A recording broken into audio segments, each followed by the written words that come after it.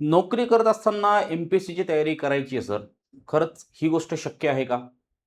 Sir, दिवसभरामध्ये साधारणतः 10 ते 12 तास हा वेळ जॉबमध्येच निघून जातो. तरी सर माझी इच्छा आहे मला एम-पी-एस-सीची तयारी करायची आणि एम-पी-एस-सी तयारीमधून मला पोस्ट मिळवायची आहे. सर, अनेक दिवसांपासून बघितलेलं स्वप्न आहे. हे स्वप्न मला पुरेसं करायचं आहे. सर, मी आत्तापासून जर तयारीला सुरुवात केली तर वर्ष 2027 ची राज्यसेवा ही मी क्रॅक करू शकतो का? अशा तुमच्या असंख्य प्रश्नांना आज या ठिकाणी पूर्णविराम मिळेल. आज मी तुमच्या सगळ्यांच्या दृष्टिकोनातून एक महत्त्वपूर्ण सेशन घेऊन आलेलो आहे. स्वागत करतो मित्रांनो, मी रितेश किरड तुमचं सर्वांचं टेक्स्टबुक सुपर कोचिंगच्या आपल्या या ऑनलाईन लर्निंग प्लॅटफॉर्मवर.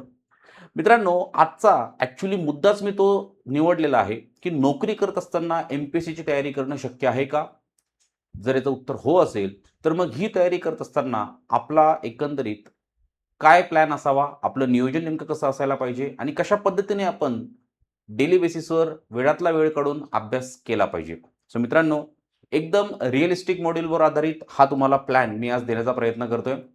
नोकरी करत असताना आपल्यासमोर असणारं दैनंदिन चॅलेंज म्हणजे जाणारा, येणारा प्रवासाचा वेळपासून तर ॲक्चुअली कामाचे तास, या व्यतिरिक्त कामाच्या तासामध्ये असणारं काम, त्याच्यामुळे पडणारा ताण, यामुळे मानसिक स्थिती, तुमची ऊर्जा, या सगळ्या गोष्टींचा विचार आजच्या सेशनमध्ये मी केलेला आहे. सो सेशनला सुरुवात करत असताना सगळ्यात पहिल्यांदा एक गोष्ट तुम्हाला क्लिअर करून देतो, की हे सेशन जास्त वेळ मी अजिबात घेणार नाहीये.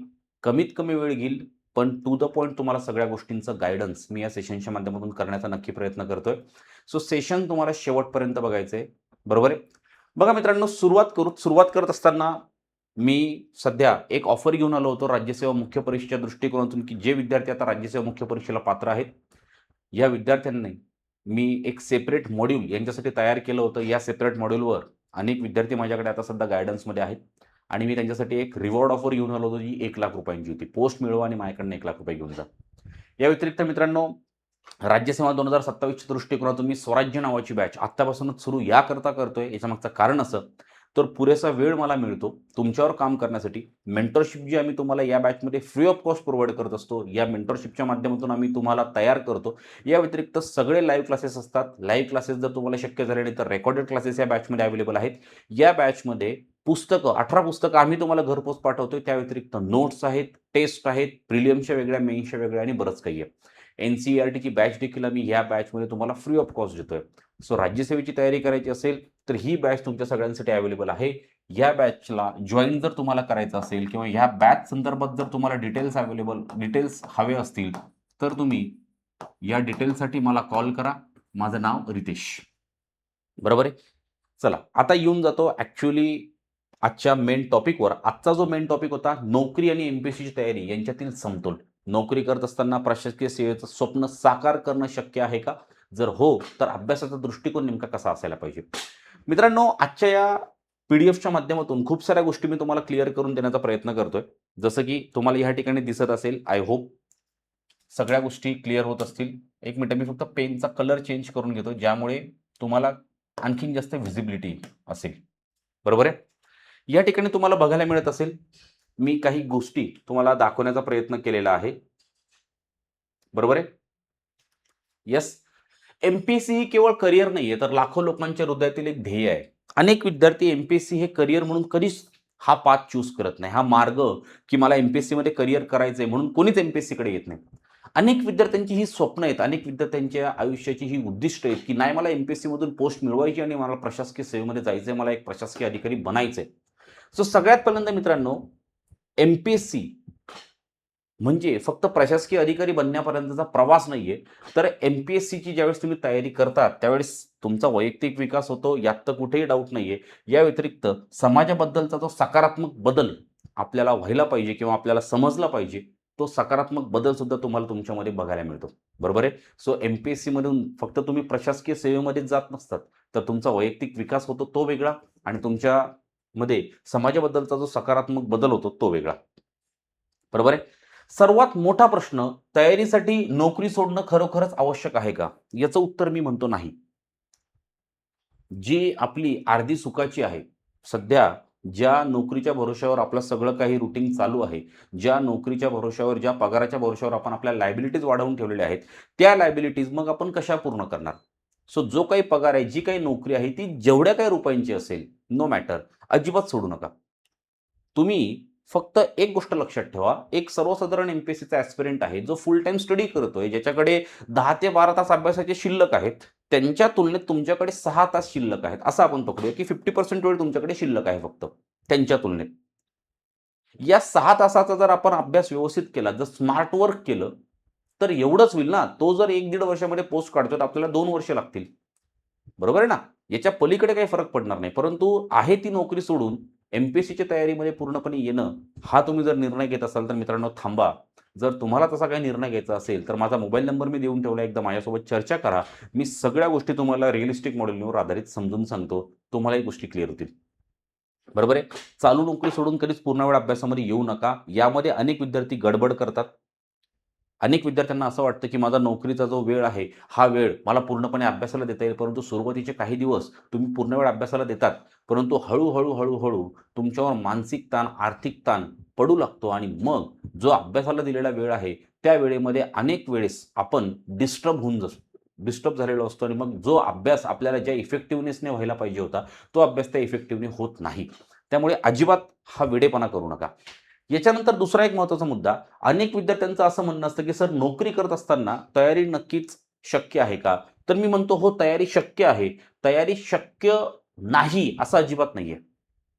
फक्त एक गोष्ट तुम्हाला सांगेल, की तयारी तुमची आव्हानात्मक असेल, अशक्य नाही. तयारी आव्हानात्मक कशी? तर तुमच्याकडे 24 तास आहेत. या 24 तासांमधले जर मी म्हणत असेल, की बाबा 12 तास तुमच्या अभ्यासामध्ये 12 तास तुमच्या नोकरीमध्ये जात आहेत. उर्वरित 12 तास आहेत. या 12 तासाचं तुम्हाला असं काहीतरी रुटीन फिक्स करायला लागेल, की ज्या रुटीनच्या माध्यमातून दैनंदिन काळात तुम्हाला कमीत कमी 4 ते 5 तास अभ्यास झाला पाहिजे. मग त्यावेळेस तुम्हाला तुमच्या झोपेवर मर्यादा आणाव्या लागतील. तुम्हाला तुमचं सोशल मीडिया हँडलिंगवर मर्यादा आणाव्या लागतील. अनेक अशा वेगवेगळ्या गोष्टी आहेत, ज्या गोष्टींवर तुम्हाला मर्यादा आणाव्या लागतील. म्हणून मी म्हणतोय, ही तयारी आव्हानात्मक आहे, अशक्य नाही. तुम्हाला या ठिकाणी योग्य नियोजन करणं गरजेचं आहे. कठोर शिस्त तुम्हाला लावणं गरजेचं आहे. त्यावेळेसच तुम्ही यशापर्यंत पोहोचू शकाल. आपण ऑफिसला जातो, ऑफिसहून घरी येतो. या प्रवासादरम्यान जो आपला तास, 2 तासाचा वेळ जातो, या वेळेचा आपण वापर जर अभ्यासासाठी करू शकलो, तर तेही आपल्याला फायदेशीर ठरू शकतं. म्हणजे आपले व्हिडिओ लेक्चर्स आहेत. टेक्स्टबुकच्या माध्यमातून जर समजा तुम्ही एखादी बॅच घेतली, तर तुमचे लाईव्ह लेक्चर्स असतात. लाईव्ह जर शक्य नसेल, तर रेकॉर्डेड लेक्चर्स असतात. हे लेक्चर जर तुम्ही प्रवासादरम्यान पूर्ण केले, 100% कॉन्सन्ट्रेशन जर तुमचं त्या दरम्यान होत असेल, 1.5 च्या स्पीडने जर तुम्ही लेक्चर बघत असाल, तर मित्रांनो, हा जो ट्रॅव्हलिंगचा वेळ आहे, या ट्रॅव्हलिंगचा वेळेचा वापर आपण आपण अभ्यासासाठी करू शकतोच ना. बरोबर आहे? सो म्हणून मी म्हणतोय, की तुम्हाला ही शिस्त पाळावी लागेल. हां, सुरुवातीच्या काळामध्ये तुम्हाला काही अवघड वाटणार नाही. सुरुवातीच्या काळामध्ये समजा तुम्हाला ठीक आहे, स्वतःहून सेल्फ इंटरेस्ट आहे. नाही, मला एम-पी-एस-सीची तयारी करायचीच आहे आणि कोणत्याही परिस्थितीमध्ये मला एम-पी-एस-सीमधून पोस्ट मिळवायचीच आहे. असा ध्येयाने पछाडलेला जो ॲस्पिरंट आहे, हा 100% नोकरी करत असताना सुद्धा एम-पी-एस-सीमधून पोस्ट मिळवतोच. आणि अनेक उदाहरणं आहेत, ज्याने नोकरी करतोय, नोकरी करत-करत एम-पी-एस-सीची पोस्ट मिळवलेली आहे. त्याच्यामुळे ही गोष्ट जर अशक्य असती, तर आत्ता आपल्याला ही उदाहरणं बघताच आली नसती. ही अशक्य नाहीये, ही गोष्ट आव्हानात्मक आहे. बरोबर आहे? त्याच्यानंतर आपण थोडंसं पुढे जाऊयात. थोडंसं पुढे गेल्यानंतर या सगळ्या गोष्टी आपल्याला चॅलेंजिंग ठरतात. बरोबर आहे? किंवा जो नोकरी करणारा व्यक्ती आहे, या नोकरी करणाऱ्या व्यक्तींसमोर ही 5 प्रमुख आव्हानं आहेत. सगळ्यात पहिल्यांदा तुमच्याकडे पुरेसा वेळ नसतो. ऑफिसमध्ये तुमचा मॅक्सिमम वेळ जातो, ट्रॅव्हलिंगमध्ये वेळ जातो. या व्यतिरिक्त कौटुंबिक जबाबदाऱ्या असतील, काही कर्तव्य असतील, त्यामध्ये तुमचा वेळ जातो. त्यामुळे तुम्हाला वेळेचं नियोजन करणं हे अत्यंत गरजेचं आहे. दुसरं, मानसिक किंवा शारीरिक थकवा. कारण दिवसभर ऑफिस, ट्रॅव्हलिंग या गोष्टींमुळे आपल्याला साहजिकच आहे, मानसिक आणि शारीरिक थकवा जाणवणार आहे. पण त्यावर आपण काही पर्याय शोधू शकतो का? त्यावर आपण तो थकवा घालवून अभ्यासाकडे परत रिटर्न येऊ शकतो का? याचाही विचार करणं गरजेचं आहे. तेही नियोजन करणं गरजेचं आहे. तिसरा महत्त्वाचा मुद्दा, अनियमित दिनचर्या. म्हणजे आपलं जे डेली रूटीन आहे, हे अनियमित नाहीये. म्हणजे असं फिक्स नाहीये अजिबात. सकाळी 9:00ला शार्प ऑफिस, लगेच 6:00ला शार्प घरी असं नाहीये. फ्लेक्सिबल आहे. सो त्या फ्लेक्सिबल डेली रूटीनमध्ये आपण आपला अभ्यासाचा वेळ सुद्धा फ्लेक्सिबल करू शकतो आणि तो करता आला पाहिजे. कारण ज्यावेळेस आपल्याकडे पुरेसा वेळ शिल्लक असतो, त्यावेळेस तो पूर्ण वेळ आपण अभ्यासासाठी जर दिला, म्हणजे मी महत्त्वपूर्ण बोलतोय, की शनिवार, रविवार हा आपल्याकडे 2 दिवसांचा असा वेळ आहे, जो पूर्ण आठवड्याची कसर काढणारा वेळ आहे. त्या वेळेमध्ये, त्या शनिवार, रविवारी जर आपण आपला प्रॉपर प्लॅन केला आणि प्रॉपर प्लॅननुसार जर आपण शनिवार, रविवारचा पूर्ण वेळ अभ्यासासाठी खर्च केला, तर 100% पूर्ण आठवड्याची भर आपल्याला तिथे काढता येते. त्याच्यानंतर चौथा मुद्दा, योग्य मार्गदर्शनाचा अभाव. अनेक विद्यार्थ्यांमध्ये हा चौथा मुद्दा बघायला मिळतो. एमपीएससीची तयारी करायची आहे, बरोबर आहे ना? एमपीएससीच्या तयारीला अनेक विद्यार्थी सुरुवातही करतात, परंतु सुरुवात कशी करतात, तर कोणीतरी एमपीएससीचा ॲस्पिरंट त्यांच्या आयुष्यामध्ये त्यांचा मित्र असतो, त्यांचा कोणीतरी गायडन्स असतो. त्या ॲस्पिरंटने ज्या पद्धतीने अभ्यासाला सुरुवात केली त्या पद्धतीने हा व्यक्ती सुद्धा अभ्यासाला सुरुवात करतो आणि बस तो सांगतो त्या पद्धतीने हा पुस्तकं वाचत जातो. एका काळानंतर त्याला लक्षात येतं की यार मी जे वाचतोय हे काही कामाचं नाहीये, मला काहीच कळत नाहीये आणि मग अनेक विद्यार्थी तिथून यू टर्न घेतात आणि एमपीएससी ही जॉब करत असताना शक्य नाही हा शिक्का लावून निघून जातात. परंतु मित्रांनो, सुरुवातीपासून जर एक प्रॉपर गाईडन्स तुम्हाला मिळालं, काय वाचायचंय, काय नाही वाचायचंय, वाचत असताना ते कशा पद्धतीने वाचायचंय, पीवायक्यू आपल्याला कधी हँडल करायचे, कन्सेप्ट आपल्याला कशा समजून घ्यायच्यात, आन्सर रायटिंग करत असताना आपल्याला आन्सर रायटिंग कसं करायचंय, या जर सगळ्या गोष्टी तुम्हाला एका योग्य मार्गदर्शकाखाली कळाल्या, तर माझ्या मते तुमचा अभ्यासाचा स्पीडही वाढतो आणि जो तुमचा वेळ वाया जाणार असतो, तो वेळही वाया जात नाही. त्यामुळे सगळ्यात महत्त्वाचं आहे मित्रांनो, योग्य मार्गदर्शन. कारण तुमच्याकडे ऑलरेडी वेळेची मर्यादा आहे, वेळेची लिमिट आहे. सो अशामध्ये तुम्हाला योग्य मार्गदर्शन हे गरजेचंच आहे. याच्याशिवाय पर्याय नाही. कारण एक चॅप्टर आहे, फॉर एक्झाम्पल आपल्या पॉलिटीचा जर आपण विचार करतो म्हटलं, तर पॉलिटीमध्ये एक चॅप्टर येतो आपल्याला प्रेसिडेंट. हा प्रेसिडेंट चॅप्टर ज्यावेळेस आपण सेल्फ लेव्हलला करायचा प्रयत्न करतो, त्यावेळेस साधारणतः आपल्याला 1 दिवस, 2 दिवस त्या चॅप्टरमध्येच जातात. परंतु तोच चॅप्टर ज्यावेळेस तुम्ही माझ्याकडनं शिकतात, त्यावेळेस तुम्ही काही तासांमध्ये तो चॅप्टर क्लिअर करून घेतात. एवढंच नाही, तर त्या चॅप्टरवर आयोगाने आत्तापर्यंत कोणकोणते प्रश्न विचारलेले आहेत, भविष्यात कशा प्रकारचे प्रश्न विचारले जाऊ शकतात.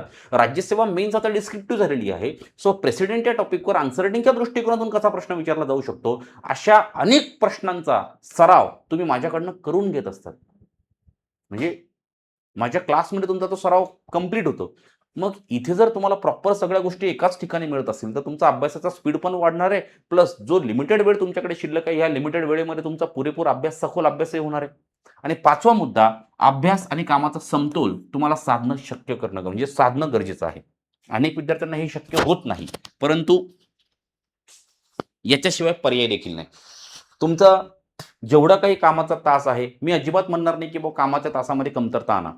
काम आपल्याला करावंच लागणार आहे. कारण त्याच्या भरोश्यावरच आपल्याला पगार मिळतोय किंवा त्याच्या भरोश्यावरच आपलं सगळं रुटीन चालू आहे. आणि त्याच्याच भरोश्यावर तुम्ही हा क्लास जॉइन केलाय, क्लासची फीस भरू शकला आहात आणि एमपीएससीची तयारी करू शकत आहात. त्यामुळे कामाचे तास कमी करू नका. परंतु या कामाच्या तासामध्ये असा काही वेळ आपल्याला मिळतो, ज्या वेळेचा आपण अभ्यासासाठी वापर करू शकतो, ते बघा. फॉर एक्झाम्पल तुम्हाला दिवसभरामध्ये 2 तासाची तुमची सुट्टी असेल, 2 तासाचा तुमचा ब्रेक असेल, तर त्या ब्रेकमध्ये जर तुम्हाला शक्य असेल 1 तासाचं एखादं लेक्चर 1.5च्या स्पीडने बघून घेणं, तर ते बघा. समजा ह्या वेळेमध्ये जर तुम्हाला शक्य असेल की डेली न्यूजपेपर रीड करणं, त्या न्यूजपेपरला रीड करा. म्हणजे त्या वेळेचा वापर अभ्यासासाठी तुम्हाला करता येतोय का? हे चेक अँड बॅलन्स करा. म्हणजे याचाही फायदा तुम्हाला करून घेता येईल. बरोबर आहे? याच्यानंतर जर थोडंसं पुढे गेलो, तर साधारणतः दिवसभराचा हा आपला वेळ आहे. 7 तास तुम्हाला झोप पुरेशी आहे. 9 तास तुमचा नोकरीचा वेळ आहे. 2 तासाचा तुमचा प्रवास आहे आणि उर्वरित जो वेळ राहिला, या वेळेसाठी तुम्हाला अभ्यास करणं गरजेचं आहे. सो ह्या उर्वरित वेळेचा जर आपण विचार करतो म्हटलं, तर ही वेळ खूप कमी आहे. बरोबर ना? ही वेळ खूप कमी आहे. सो आता ह्या कमी वेळेमध्ये जर आपल्याला अभ्यास करायचा असेल, तर 100% आपल्या अभ्यासामध्ये स्मार्टनेस असणं गरजेचं आहे. स्मार्टनेस म्हणजे नेमकं काय? तर त्याची उदाहरणं मी घेऊन आलेलो आहे.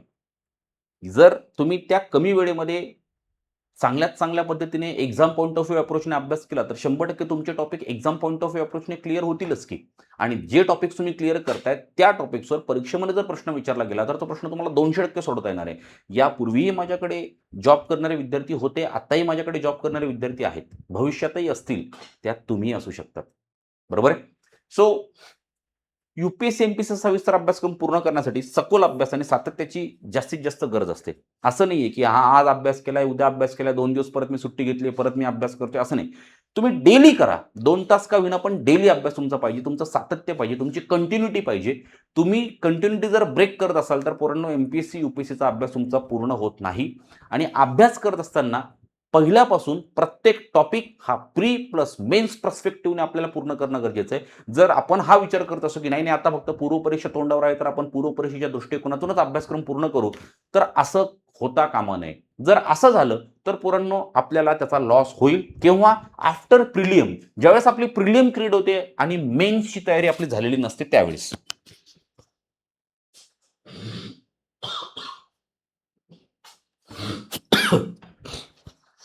सॉरी, बरोबर आहे. प्रिलियम आपली क्लिअर करतो आणि मेन्सची आपली काहीच तयारी झालेली नसते, त्यावेळेस खरा प्रॉब्लेम होतो. आता 2025च्या मुख्य परीक्षेच्या दृष्टिकोनातून जे पोरं माझ्याकडे आता मुख्य परीक्षेच्या गाईडन्ससाठी आले होते, त्या विद्यार्थ्यांना ज्यावेळेस मी गाईड करत होतो, त्यावेळेस त्या विद्यार्थ्यांना आन्सर रायटिंगचा ए सुद्धा लिहिता येत नव्हता. अनेक विद्यार्थी असे होते, काही विद्यार्थ्यांनी सुरुवातीपासून अभ्यास केला, त्या विद्यार्थ्यांना जमलं. परंतु काही विद्यार्थ्यांना गॅरंटी नव्हती, की माझी प्रिलियम क्रॅक होईल. म्हणून त्या विद्यार्थ्यांनी मेन्सकडे कधी लक्षच दिलं नव्हतं. परंतु सडनली रिझल्ट आला, त्यांचं नाव प्रिलियमच्या रिझल्टमध्ये आलं आणि त्या दिवसापासून त्यांनी मुख्य परीक्षेची तयारीला सुरुवात केली. राहिले होते फक्त 30 दिवस. मग आता 30 दिवसांमध्ये मुख्य परीक्षेची तयारी कशी करायची? कारण मुख्य परीक्षेमध्ये तुम्हाला एक मेजर सब्जेक्ट येतो, तो म्हणजे ऑप्शनल. आणि ऑप्शनलची तयारी करतो म्हटलं तर साधारणतः 4 महिने तुम्हाला लागतात. साधारणतः 4 महिने. बरोबर आहे? मग आता एका महिन्यात आपण हा सगळा अभ्यासक्रम कसा पूर्ण करणार? आन्सर रायटिंगची प्रॅक्टिस कशी करणार? या व्यतिरिक्त इथिक्स आहे, एसे आहे, सोशल जस्टिस आहे, इंडियन सोसायटी आहे, डिझास्टर मॅनेजमेंट आहे, आय-आर आहे, इंटरनल सिक्युरिटी आहे. असे खूप सारे छोटे-छोटे सेगमेंट्स आहेत, जे आपल्याला मुख्य परीक्षेला हाताळावे लागतात. मग हे सेगमेंट्स आपण कधी करणार? बरोबर आहे ना? सो ही धावपळ आफ्टर प्रिलियम आपली होता कामा नये, यासाठी डे 1 पासून आपण पूर्व प्लस मुख्य ह्या दोन्ही परीक्षांची एकत्रित तयारी करणं गरजेचं आहे. डे 1 पासून प्रत्येक टॉपिकला आपण मुख्यच्या दृष्टिकोनातून आन्सर राईट करून बघणं गरजेचं आहे. प्रत्येक टॉपिकची मुख्याला कसे प्रश्न येतात, काय नाही, हे बघणं गरजेचं आहे. त्यावेळेसच आपली तशी तयारी होईल. बरोबर आहे? आणि जो वेळ आपल्याला लिमिटेड आहे, या लिमिटेड वेळेमध्ये त्याचा चांगल्यात चांगला वापर आपल्याला करून घेता येईल. बरोबर आहे? याच्यानंतर डेली तुमचं रुटीन आहे. तुमच्या रुटीनमध्ये मानसिक, शारीरिक थकवा येतो, साहजिकच आहे आणि अशा परिस्थितीमध्ये अभ्यासावर तुमचं लक्ष केंद्रित होत नाही. सो मी म्हणत नाहीये, की कामावरून आले, हातपाय तोंड धुवा लगेच अभ्यासाला बसा. अजिबात नाही. थोडा रेस्ट घ्या. माइंडला थोडीशी रेस्ट द्या. आल्यानंतर जर तुम्हाला शक्य असेल, तर काही काळ तुम्ही झोपा. 15-20 मिनिटं, अर्धा तास. कारण झोपल्यानंतर तुमची एनर्जी परत एकदा बूस्ट होते. काहीतरी गोड खा, ज्यामुळे तुम्हाला एनर्जी मिळते आणि मग तुम्हाला शक्य असेल तर अभ्यास करा. एखाद्या वेळेस नाहीच शक्य, बाबा नाही, मला वाचायची इच्छाच नाही आहे, अशा परिस्थितीमध्ये आपल्याला मॅथ्स अँड रिझनिंग आहे, सी-सॅट आहे. ते सी-सॅटचे क्वेश्चन्स सॉल्व्ह करून बघा. लक्ष थोडंसं विचलित होईल. आन्सर रायटिंग करून बघा. लक्ष थोडंसं विचलित होईल. प्रत्येक वेळेस फक्त वाचन, वाचन आणि वाचन नाही. मित्रांनो, आणखीन एक गोष्ट तुम्हाला या ठिकाणी नमूद करून देतो, की एम-पी-एस-सी आता फक्त रीडिंगची परीक्षा राहिलेली नाहीये. एम-पी-एस-सी आता रायटिंगची परीक्षा झालेली आहे. ज्या इयरपासून म्हणजे वर्ष 2025 पासून राज्यसेवा डिस्क्रिप्टिव्ह झाली आहे, त्या इयरपासून एम-पी-एस-सी ही रायटिंगची एक्झाम झालेली आहे, फक्त रीडिंगची राहिलेली नाही. आधी एका विषयासाठी विद्यार्थी 4-4, 5-5 पुस्तकं वापरत होतात, परंतु आता तसं नाहीये. आता एका विषयासाठी एकच पुस्तक वापरायचं आहे, परंतु आन्सर रायटिंग तुम्हाला जास्तीत जास्त करायची आहे. म्हणून म्हणतोय, की एम-पी-एस-सी ही आता रायटिंगची एक्झाम आहे. ओके. यानंतर आपण जर थोडंसं पुढे गेलो, तर तुम्हाला जॉब व्यतिरिक्त इतर आव्हानं पण आहेत. म्हणजे योग्य मार्गदर्शनाचा अभाव त्यातलं मेन आहे. यापूर्वी पण मी तुम्हाला सांगितलं, की जोपर्यंत तुम्हाला प्रॉपर गाईडन्स मिळत नाही, तोपर्यंत नेमकं प्रिपरेशन स्टार्ट कसं करायचं, कुठून करायचं आणि प्रिपरेशन करत असताना नेमक्या कोणकोणत्या गोष्टी आपण बघायच्या, पाळायच्या, हे तुम्हाला कोणीही सांगत नाही. आणि खऱ्या अर्थाने प्रॉब्लेम इथे येऊन बसतो आणि मग इथे आपला वेळ पूर्णपणे वाया जातो. त्यामुळे मी सुरुवातीपासून सांगतो, की प्रॉपर गाईडन्सनुसार तयारीला सुरुवात करा. काय त्याच्यामध्ये खाचखळगे आहेत? कुठे जास्तीत जास्त विद्यार्थ्यांचा वेळ जातो? का विद्यार्थ्यांना अपयश येतं? या सगळ्या गोष्टी जर तुम्हाला एकदा या ठिकाणी कळाल्यात ना, की तुमचा इश्यू सॉल्व्ह होऊन जाईल. ठीक आहे. यानंतर जर आपण थोडंसं पुढे गेलो, तर अभ्यास आणि कामाचा समतोल तुम्हाला या ठिकाणी साधणं गरजेचं आहे. दिवसभर जो काही तुमचं काम चालत असेल ते काम, या दिवसभरामध्ये मला एवढा वेळ अभ्यासासाठी द्यायचा आहे, हे आपल्याला आपल्या नियोजनामध्ये टाकणं गरजेचं आहे. जर तुम्हाला तुमचं नियोजन करायचं असेल, तर तुम्ही मला कॉल करा. मी माझा मोबाईल नंबर तुम्हाला देतो. तुमचं दिवसभराचं जे काही शेड्यूल असेल, ते शेड्यूल मला सांगा. तुमच्या शेड्यूलनुसार मी तुम्हाला प्लॅन तयार करून देतो. ज्या प्लॅननुसार तुम्हाला अभ्यास करणं सोपं होऊन जाईल. बरोबर आहे? माझा मोबाईल नंबर तुम्हाला या ठिकाणी सुटसुटीत लिहून देतो, म्हणजे तुम्हाला अडचण येणार नाही. डायरेक्टली मला कॉल करा. मी तुमच्या प्लॅननुसार, तुमच्या दिवसभराच्या शेड्यूलनुसार अभ्यासाचं नियोजन तुम्ही कसं करू शकतात, किती वेळ तुम्ही अभ्यासाला देऊ शकतात, कधी देऊ शकतात, त्या वेळेमध्ये तुम्ही कोणता विषय वाचायला पाहिजे, काय केलं पाहिजे, सगळं सांगतो. हा नंबर देऊन ठेवतो. ठीक आहे. याच्यानंतर थोडंसं पुढे जाऊयात आणखीन. येस, थोडंसं पुढे. सारांश. थोडक्यात काय, तर तुम्हाला तुमचा वेळ, तुमची ऊर्जा आणि दिवसभरातले कामाचे अडथळे याच्यावर काम करणं गरजेचं आहे. हे काम करत असताना तुम्हाला नियोजन करणं गरजेचं आहे. नियोजन करत असताना नियोजन केल्यानंतर तुम्हाला प्रॉपर गाईडन्स त्या ठिकाणी उपलब्ध पाहिजे. प्रॉपर गाईडन्स तुम्हाला मिळाला, अभ्यास आणि काम या दोघांमधला सुवर्ण मध्य साधा आणि प्रिपरेशनला सुरुवात करा. मित्रांनो, एक गोष्ट सांगतो, आत्तापासूनच राज्यसेवा 2027च्या दृष्टिकोनातून प्रिपरेशनला सुरुवात केली. आपला सिलेबस वेळेत पूर्ण होतो, वेळेत मुख्य परीक्षेची तयारी होते, वेळेत आपला ऑप्शनल बनतो आणि वर्ष 2027 मध्ये आपण होप्स ठेवू शकतो एमपीएससी मधून पोस्ट निघण्याचे. बरोबर आहे. यानंतर आणखीन काही गोष्टी मला तुमच्यासोबत डिस्कस करायच्या आहेत. तुमच्याकडे ज्यावेळेस वेळेची मर्यादा असते पोरांनो, त्यावेळेस तुम्हाला या ठिकाणी स्मार्ट नियोजन करणं गरजेचं आहे. मग स्मार्ट नियोजन म्हणजेच काय? तर ऑडिओ ऐकणं. प्रत्येक गोष्ट ही वाचूनच समजली जाते असं अजिबात नाहीये. काही गोष्टींचे ऑडिओ क्लिप्स अवेलेबल आहेत. त्या ऑडिओ क्लिप्स ऐका. आपले लेक्चर्स ट्रॅव्हलिंगमध्ये बघा. ज्यामुळे तुम्हाला ट्रॅव्हलिंगमधला वेळ इकडे-तिकडे लक्ष देण्यापेक्षा ॲक्चुअलमध्ये सर काय शिकवत आहेत, आम्ही तुम्हाला काय शिकवतोय, त्या गोष्टी तुमच्या ट्रॅव्हलिंगच्या वेळेमध्ये पूर्ण होतील. स्मार्ट वेळ, कारण प्रत्येकाकडे स्मार्टफोन अवेलेबल आहे. प्रत्येकाकडे पुरेसं नेट अवेलेबल आहे. सो याचा वापर सोशल मीडियावर फक्त स्क्रोल करण्यापेक्षा याचा वापर आपल्या फ्युचरच्या दृष्टिकोनातून आपल्याला कसा करता येईल याचा विचार करा. म्हणून मी म्हणतोय स्मार्ट नियोजन करा. बरोबर आहे. याच्यानंतर जर थोडंसं पुढे गेलो, तर सगळ्यात महत्त्वाची गोष्ट या एम-पी-एस-सीच्या प्रिपरेशनमध्ये असेल, तर ती म्हणजे तुमची इच्छाशक्ती, तुमची विल पॉवर. तुमची विल पॉवर जेवढी स्ट्राँग असेल ना, तुमची इच्छाशक्ती जेवढी जास्त असेल ना, तेवढं तुम्हाला या ठिकाणी लवकरात लवकर सक्सेस मिळतो. कोणाला तरी बघून मोटिव्हेट होण्यापेक्षा सेल्फ मोटिव्हेटेड तुम्ही मला पाहिजेत. मला अनेक विद्यार्थ्यांमध्ये ही गोष्ट जाणवते. सुरुवातीच्या काळामध्ये विद्यार्थी हा खूप जास्त मोटिव्हेटेड असतो. सुरुवातीच्या काळामध्ये नाही सर, मला कोणत्याही परिस्थितीमध्ये यावर्षी पोस्ट काढायचीच आहे. मला काही झालं तरी ह्यावर्षी सक्सेस मिळवायचाच आहे. या दृष्टिकोनातून विद्यार्थी अभ्यासाला सुरुवात करतो. परंतु एका लिमिटनंतर तो विद्यार्थी डाऊन होऊन जातो. का असं होतंय? ह्याच्याकडे आपल्याला लक्ष केंद्रित करणं गरजेचं आहे. सो तुमची विल पॉवर या ठिकाणी कशी स्ट्राँग असेल ते बघा आणि तुमची विल पॉवर केव्हा स्ट्राँग असते तुम्हाला सांगू का? ज्यावेळेस एखादी गोष्ट तुम्ही करताय आणि ती जे काही करताय ते तुम्हाला समजतंय ना, त्यावेळेसच तुमची इच्छाशक्ती टिकून राहते. एखादी गोष्ट तुम्ही करतायत, परंतु तुम्हाला त्यात काहीच कळत नाहीये. काय चाललंय? मी फक्त वाचतोय, याच्यात मला काहीच कळत नाहीये. त्यावेळेस ऑटोमॅटिकली तुमची इच्छाशक्ती ही मरते आणि तुम्ही दुसरा मार्ग निवडतात. बरोबर आहे? सो असं होऊ देऊ नका. यानंतर थोडंसं पुढे दिवसभरामध्ये जिथे-जिथे शक्य असेल तिथे-तिथे संध्याकाळी आपल्याला अभ्यासाला बसायचंय. सो आता रेस्ट घेणे शक्य असेल तर त्या ठिकाणी रेस्ट घ्या. काहीही करा, परंतु संध्याकाळच्या अभ्यासावर त्याचा परिणाम हा सकारात्मक होईल याचा विचार करा. हे या ठिकाणी तुम्हाला सांगण्याचा प्रयत्न केलेला आहे. बरोबर आहे? हां, दुसरी गोष्ट म्हणजे या ठिकाणी अनेक विद्यार्थ्यांचा प्रॉब्लेम हा असतो, की विद्यार्थी स्वतः जॉब करतोय. बरोबर आहे. जॉब करत असताना तो फुल टाईम स्टडी करणाऱ्या विद्यार्थ्यासोबत स्वतःला कंपेअर करतो. नाही होऊ शकत कंपॅरिझन. नाही होऊ शकत. फुल टाईम स्टडी करणारा विद्यार्थी हा 10 ते 12 तास रीडिंगमध्ये जाऊन बसलेला आहे. 10 ते 12 तास अभ्यास करण्याचा प्रयत्न करतोय. आणि तुम्ही आहात, की तुम्ही 5 ते 6 तास अभ्यास करण्याचा प्रयत्न करत म्हणजे त्याच्यापेक्षा 50% वेळेमध्ये तुम्ही अभ्यास कंप्लीट करण्याचा प्रयत्न करतायत. सो एकमेकांसोबत तुमची कॉम्पिटिशन होऊ शकत नाही. तुम्ही स्वतःची कॉम्पिटिशन ठेवा. आज माझा एक टॉपिक कंप्लीट झालाय. उद्या मला 2 टॉपिक कंप्लीट करण्याचा प्रयत्न करायचा आहे. उद्या जर माझे 2 टॉपिक कंप्लीट होत असतील, तर परवा मला 3 टॉपिक कंप्लीट करण्याचा प्रयत्न करायचा आहे. स्वतःसोबत कॉम्पिटिशन ठेवा. लास्ट वीकेंडला माझा चांगला अभ्यास झालेला नाही. ह्या वीकेंडला मला लास्ट वीकेंडच्या तुलनेत चांगला अभ्यास करायचा आहे आणि जेवढा काही माझा वेळेचा लॉस झालाय, तेवढा लॉस मला भरून काढायचा आहे कोणत्याही परिस्थितीमध्ये. ही कॉम्पिटिशन स्वतःसोबत ठेवा. इतरांसोबत कॉम्पिटिशनचा काहीच फायदा नाहीये. शेवटी उत्तरामध्ये तुम्ही काय लिहीत आहात हे जास्त महत्त्वाचं. काल मी उत्तर राईट करून बघितलं, माझ्या उत्तरामध्ये सरांनी एवढ्या चुका काढल्या. नाही, मला ह्या चुका परत होऊ द्यायच्या नाहीयेत. मला त्याहीपेक्षा चांगलं उत्तर लिहायचंय. मला उत्तरामध्ये डायग्रामचा वापर करायचा आहे. मला उत्तरामध्ये फ्लो चार्ट दाखवायचा आहे. जेणेकरून चांगलेत चांगले मार्क्स मला मिळतील. ही कॉम्पिटिशन स्वतःसोबत ठेवा. तो काय करतोय? त्यांनी किती वेळ अभ्यास केला? त्याला त्या प्रश्नाचं उत्तर येतंय, मला त्या प्रश्नाचं उत्तर येत नाहीये. येईल. त्यांनी ते वाचलंय, तू वाचलं नाहीयेस किंवा त्याने वाचलंय, तू वाचलंय, तुला ती कन्सेप्ट क्लिअर झालेली नाहीये. ज्यावेळेस तुला ती कन्सेप्ट क्लिअर होईल, त्यावेळेस ऑटोमॅटिकली तुलाही तेवढंच नॉलेज येणार आहे. असं तर अजिबात नाहीये ना, की त्याला काहीतरी वेगळी पुस्तकं आहेत, त्याला काहीतरी वेगळं गाईडन्स उपलब्ध आहे आणि तुला काहीतरी वेगळं गाईडन्स उपलब्ध आहे. अजिबात नाहीये. सो तुझाही विषय तिथपर्यंत पोहोचेल. तुलाही विषयाची डेप्थनेस ती गाठता येईल. तुलाही तो विषय परफेक्ट करता येईल. परंतु त्यासाठी थोडासा वेळ आहे. पॉइंट लक्षात आला?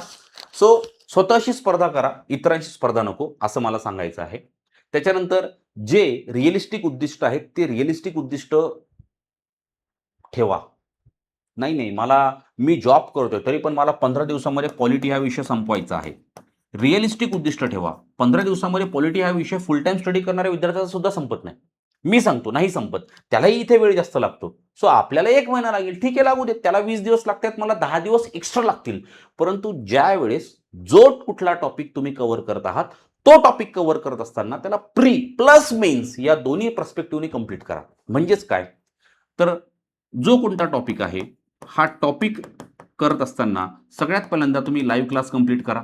त्याच्यानंतर ज्या नोट्स आम्ही तुम्हाला दिल्या आहेत त्या नोट्स रीड करा. त्याच्यानंतर यावरचे जे PYQs आहेत, प्रीचे, मेन्सचे, हे दोन्ही PYQs तुम्ही एकदा चेक करा, सोडवू नका. त्यानंतर तुम्हाला जी काही रेफरन्स बुक आम्ही दिलेली आहेत, या रेफरन्स बुकमधून तो टॉपिक रीड करा. टॉपिक रीड केल्यानंतर यावरचे MCQs प्रिलियमच्या दृष्टिकोनातून आणि मेन्सच्या दृष्टिकोनातून जे आहेत ते सोडवा. प्रत्येक टॉपिक या स्टेजेसने कंप्लीट करा. मी बघतो तुमचा टॉपिक कसा कंप्लीट होत नाही आणि कसा सखोल पूर्ण होत नाही.